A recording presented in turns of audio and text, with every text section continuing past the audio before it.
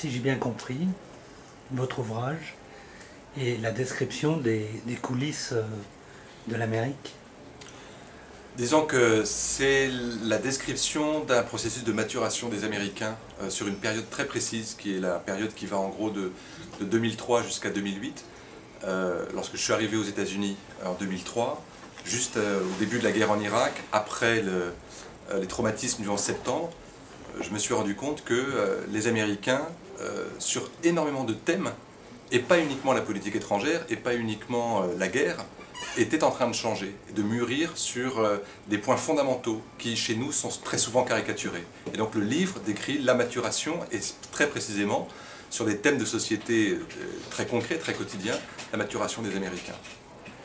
Dans votre préfacier dit qu'il a découvert une Amérique qu'il ne connaissait pas, alors qu'il est américain lui-même.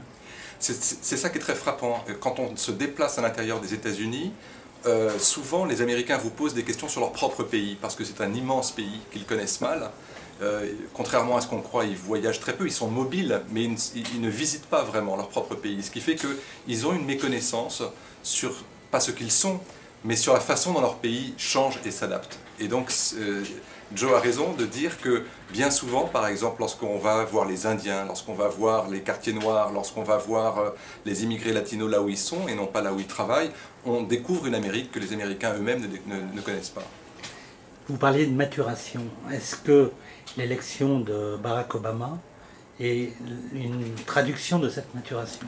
En partie seulement, et c'est pour ça que c'est intéressant, parce que n'importe quel autre candidat démocrate n'aurait peut-être pas réussi cette élection comme il l'a réussi, avec cette vague majoritaire, mais ce n'est pas uniquement parce qu'il est noir, ce n'est pas uniquement parce qu'il est démocrate qu'il a gagné, c'était aussi parce que les Américains ont rejeté finalement des concepts qui les marquaient jusqu'à présent, qui étaient hérités de la révolution conservatrice de Reagan, et qui petit à petit les ont abandonnés, non pas parce que c'était bien d'en choisir d'autres, mais parce que ça ne marchait pas. Et c'est là où finalement les Américains sont conservateurs, mais pragmatiques, au point de pouvoir brutalement changer comme ça de société et de régime politique.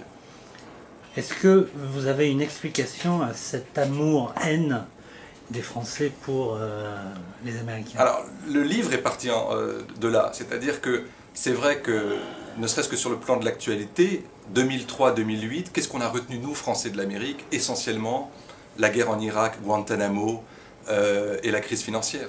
Et on ne s'est pas rendu compte à quel point, au fond, les Américains étaient en train de changer sur bien d'autres thèmes beaucoup plus importants pour eux que la guerre ou que l'image qu'ils avaient d'eux-mêmes à l'étranger.